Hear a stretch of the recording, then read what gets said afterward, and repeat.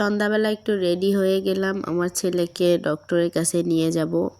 ওর কয়েকদিন ধরে ঠান্ডা লাগছে, এই জন্য নিয়ে যাব। আমারও ঠান্ডা লাগছে, আমারও জ্বর, মাথা ব্যথা, গলা ব্যথা, কণ্ঠ শুনলেই তোমরা বুঝতে পারবা।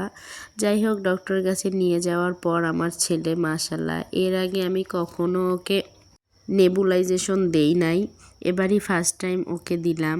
তারপরেও মাশাআল্লাহ ওর খুব সুন্দর, একদম কান্নাকাটি করে নাই প্রথম। তারপরেও আমার সব থেকে বেশি হাসি পাইছে, ও এটার নিচ থেকেই বলতেছে ডক্টরকে সিবিট দিবেন, সিবিট দিবেন। আমি বলতেছি আচ্ছা সিবিট দিবে তোমাকে, তারপরে তুমি হচ্ছে আরেকটু নাও। মাশাআল্লাহ ও চুপ করেই ছিল পুরাটা সময়, কম বেশি 8 থেকে 10 মিনিটের মতো এটা ছিল।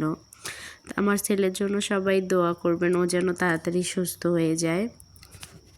তারপর ওকে ডক্টর দেখায় গিয়ে চলে গেলাম দোকানে বাবাকে বলছিলাম যে একদম সুন্দর করে একটা চটপটি দিবেন রেডি করে। এই তো চটপটি দিল, মাশাআল্লাহ অনেক বেশি মজা ছিল এটা। আর আমার ছেলে ডিম খাচ্ছে, সে চটপটি খাবে না, আমি খাইলাম। আসার সময় দেখি এত সুন্দর একটা চাঁদ, এই জন্য ভিডিও নিলাম, কিন্তু ভিডিও এডিট করার সময় দেখলাম যে এটা চাঁদ না সাপের মতো উঠতেছে খালি। এটা দেখে আমার অনেক বেশি হাসি পাইছে যে এটা কি কথা, আমি ভিডিও করলাম চাঁদের আর এটা কি হলো।